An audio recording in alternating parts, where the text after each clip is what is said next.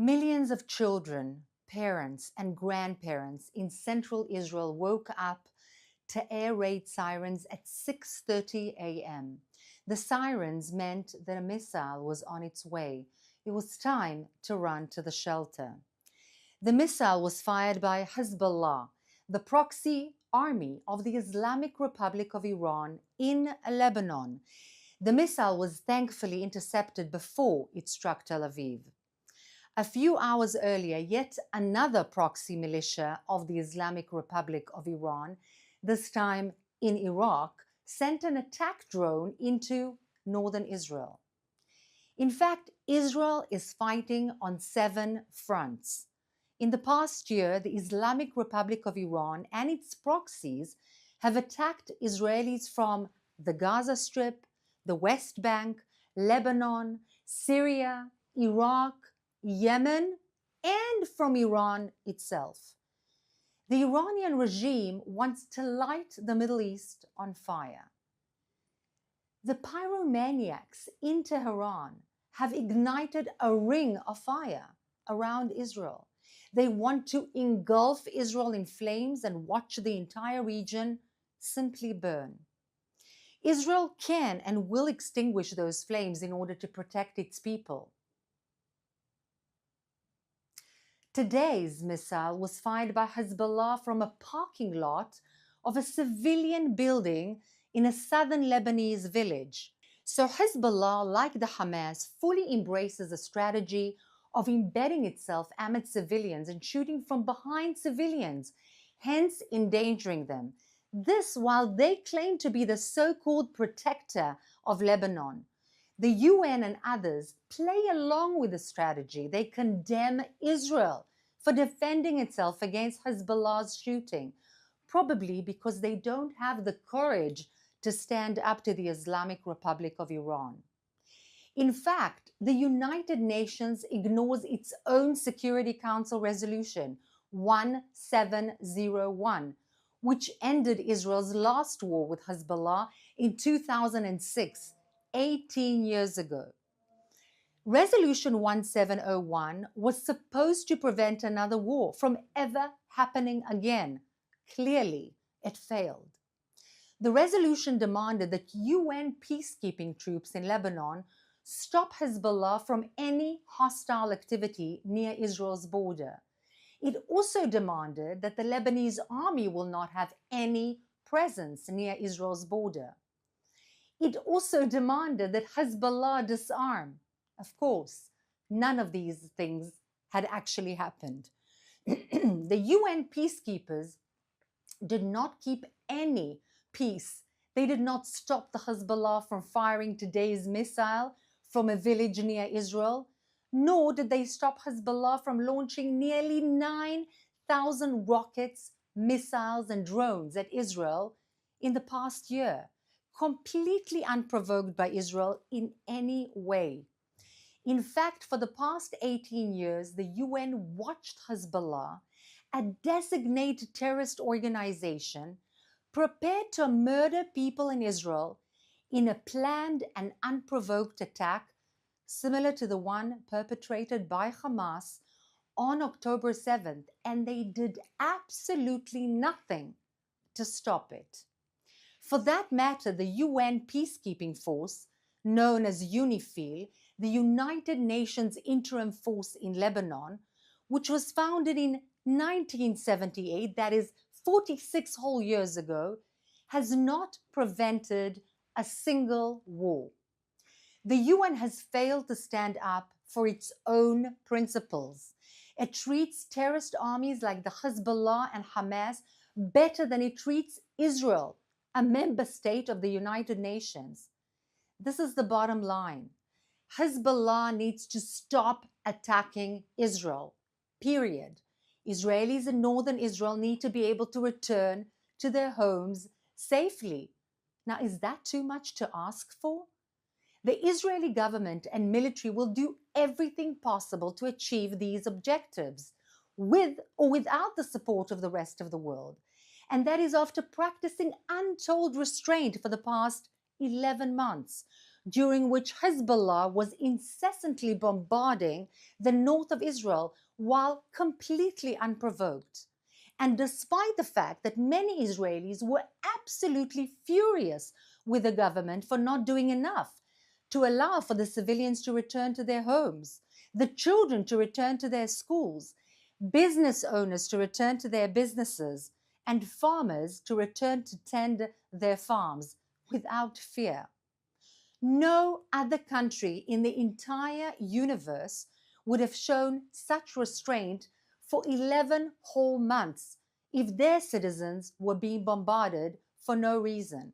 Just imagine for a second, if your country's neighbor would send even one rocket into the city where you live, what would you expect your country's leadership to do? Now let's take some questions, please, from our audience watching on social media. Thank you, Ruth. This question comes from our Instagram Live. What was Hezbollah's plan all along? Was their plan to get the world against Israel? Was their plan to invade Israel and carry out another October 7th massacre? What are their calculations? Thank you for that excellent question. The Hezbollah, a designated terrorist organization, was planning for years to do exactly what was done on October 7th by Hamas. They dug the tunnels. They planned by a force, a commando force called Radwan, as opposed to the Nukhba, which is the Hamas commando force, to do exactly the same: massacre, rape, burn, carnage, and really get in control of civilian villages inside of Israel. In fact, these are an arm of the Islamic Republic of Iran, just like the Hamas in the south, the Hezbollah in the north, just like the Hamas in the West Bank. That is the purpose of the Islamic Republic of Iran, to really wage a war, first against Israel by enveloping it, and then against the West. In fact, not then, but simultaneously against the West. And that's exactly what is happening right under your noses. There's a report in Reuters that a Hezbollah official said that the pager attack harmed 1,500 Hezbollah officials. Do you consider this to be a lot, a little? How do you assess Hezbollah's strength at this time? I don't know the exact numbers. All I can say is that the Hezbollah senior leadership, the military leadership, again, I remind everyone, this is a designated terrorist organization, not by Israel, but by the United States of America and other very respectable countries in the West, like the UK and so on. And their senior leadership has almost completely decimated, which is very, very significant. But the Beeper operation also took care of a lot of senior commandos, not in the top echelon, but those who perform de facto day-by-day terrorist activities. So this was a very significant attack, and the success thereof was extremely meaningful. Do you assess that the IDF will enter southern Lebanon on the ground, or will this remain entirely an air campaign? So this is a question that really worries many people in the world and many leaders in the world. And it really largely depends on whether the Hezbollah stops shooting unprovoked missiles and rockets onto Israel, completely unprovoked, as it has done for the past 11 months, and move backwards from being literally on top of Israel's border, which is completely against the UN Resolution 1701 and completely unsustainable, to the Litani River. This is what is expected of the Hezbollah. If you ask me as an analyst, they won't do it. And they need to be made to do it, because without this happening, there is no security for the Israeli civilians. And the responsibility of every government is to make sure that their civilians and citizens are secure. This is a question from our Instagram stories. The new Iranian president is in the United States. He spoke at the United Nations. How do you assess the policies of the current Iranian president? Is there any difference between his predecessors? How do you see Iran's foreign policy in general under this new presidential administration? So first of all, I'd like to stress that this is not the Iranian regime, but rather the Islamic Republic regime. And it's a very important to discern between the people of Iran, many of whom are against this atrocious regime, and its pretty horrific leadership. That's number one. Number two, the fact that this mega terrorist, who first and foremost terrorized his own people, who carries out to the T the terrible policy against women in his own country, but wishes to portray himself, which is, by the way, this current policy of the Islamic Republic of Iran, that there is some kind of a reform, some kind of a beautiful face of the Islamic Republic of Iran trying to talk to the West. It's a hoax. And the fact that people are falling for that, anyone, it is absolutely and utterly ridiculous. It is so ridiculous to hear from this man who speaks of human rights, who speaks of the need to take care of Palestinian civilians, that inside Lebanon, which the Islamic Republic currently rules de facto with Hezbollah, Palestinians live in third world conditions, and they cannot practice medicine, and they cannot practice law, and they cannot practice so many other things because they're second-class citizens. And that's when he says, completely hypocritically, that you need to take care of those people. Ridiculous. And the fact that he's allowed into the United States and that he's given this respectable platform is even more ridiculous and cowardly, in my humble opinion.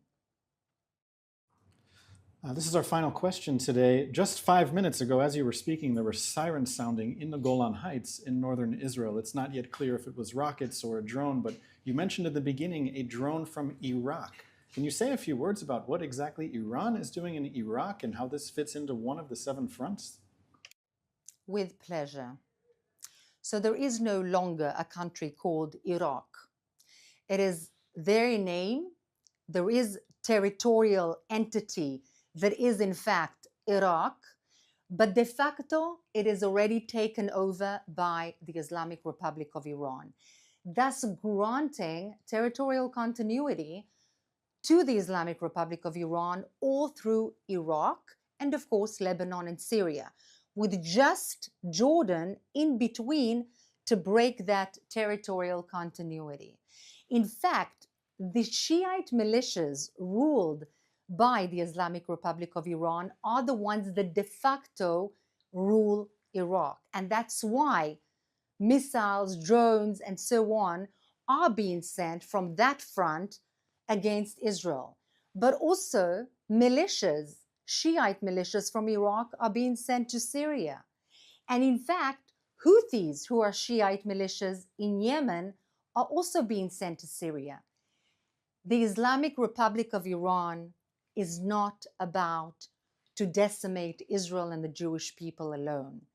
It waged a war against all countries in the region and disintegrated them from within. Iraq is just one example. Thank you so much for joining us today, and hopefully you'll join us at 3 p.m. Israel time tomorrow as well.